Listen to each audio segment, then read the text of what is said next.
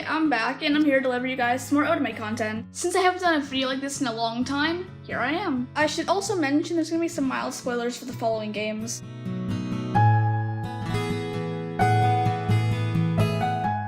Anyways, now back to the main content.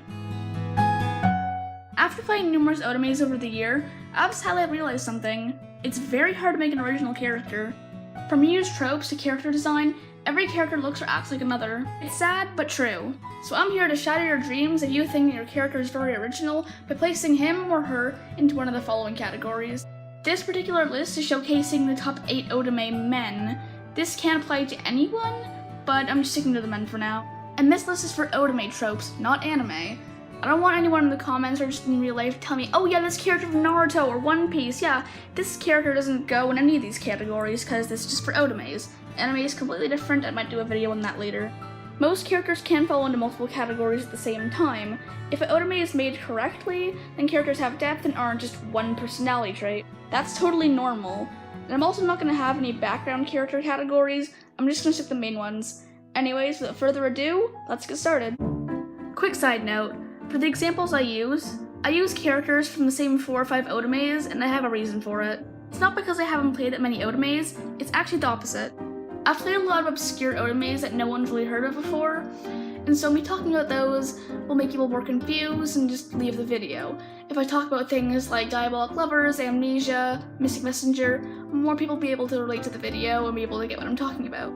I'm just trying to make more people be able to understand what I'm saying, and I'm aware that I said that while speaking very fast. I'm ironic, I know. Alright, let's get back to the video now.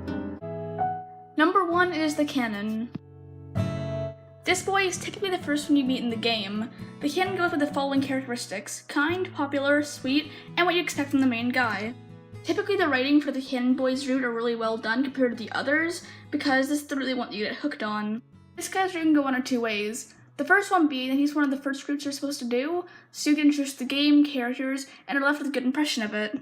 The other way is that instead of going first, you do his route last, because it gives away a lot of secrets and spoilers that are only kept for the end of the game, and it's supposed to give you a good impression as you walk away with it, being kind of like, wow, that was surprising, I did not expect that kind of stuff. These guys usually have rather a sad backstory, or at the time you're romancing the character, he's going through something. Some popular examples of my personal favorite is 707 from Mystic Messenger, Ayato from Diabolic Lovers, and Gekumaru from Nightshade. Number 2 is Angst. These guys are typically rather the strong and silent type or the bad boy type. These guys will be rude to basically everyone, including the MC, until he gets used to her. He'll always probably have a secret side that no one else sees except for the MC later in the game. He'll usually have a reason about why he's so cold to everyone that the MC will probably figure out somewhere through the game. A lot of them can also be classified as tsunderes, their whole "it's not like I like you or anything, but back it" attitude towards the MC. These are typically one of the harder routes to do in an Otome, because it's hard to get close to them and figure out what they want in life. My personal favorite angsty characters are Shane from Asagao Academy, Caesar from his Mafia, and Shin from Amnesia. Number 3 is Glasses, aka the best trope in my opinion.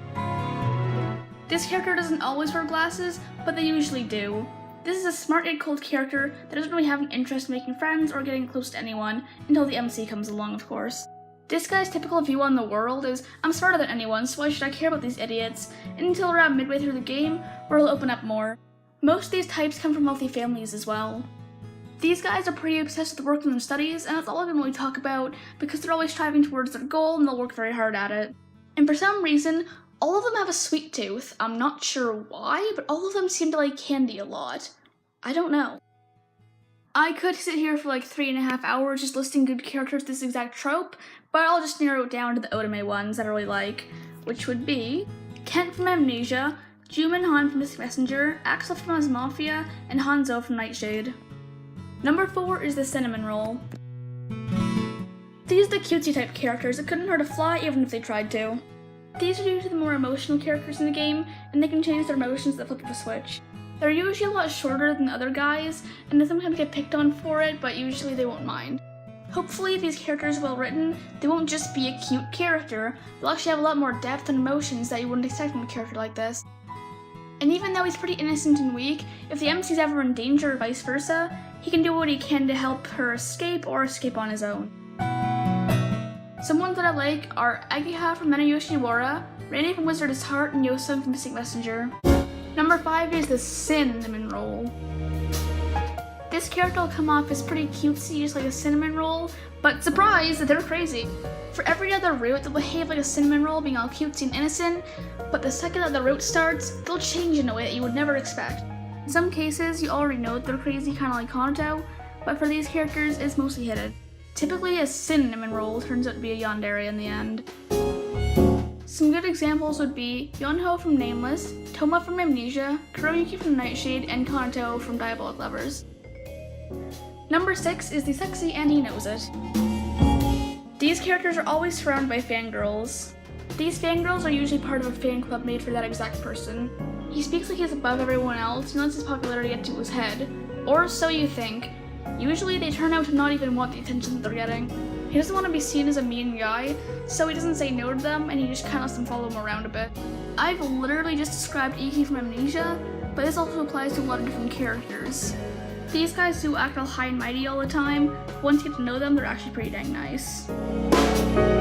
Some good ones from this type are Zen from Missing Messenger, Yuri from Nameless, and as previously mentioned, Iki from Amnesia. Number 7 is the Mysterious Person. These characters are typically pretty odd and they don't really seem to fit in with the rest of the game. He'll usually come off either creepy or weird, or just straight up distant. This route is usually meant to be done last because it gives away a lot about the story, characters, and background things that are happening in the universe. Sometimes a mysterious figure can also be the canon boy, but that depends on the game. Some of them are V from Missing Messenger, from Nameless, Robin Hood from As Mafia, and Yukio from Amnesia. Number 8 is the Jokester. This is the mischievous character in the group. Messing with people, pulling pranks, and as the name implies, joking around a lot. These guys are rather the comic relief or the heart and soul of the team. The comic relief fruits really aren't taken that seriously, but the heart and soul of the team, those characters, their roots get really, really dark at points. For some reason, the Jokesters also have some of the saddest backstories. Yada yada yada character examples: Goemon from Nightshade, Kyrie from Oz Mafia, and Laito from Diabolic Lovers. Thank you to everyone who's gotten this far in the video. My voice is a bit dead inside today because I'm trying to speak a bit slower than I usually do, because normally I speak like this and no one can tell what I'm saying. So, we've also hit 35 subscribers, so thanks a lot for that, guys. And my last video actually hit over 1k views, and I'm really surprised. I didn't think it was going to do that well, honestly. I really want to do a Nightshade review next, but I'm not too sure just yet. My other Otome reviews don't do that well, and making the video takes a lot of time and effort, and I'm not sure if I want to go through all of that just for a video that no one ever is going to see. If anyone wants to see that, just ask.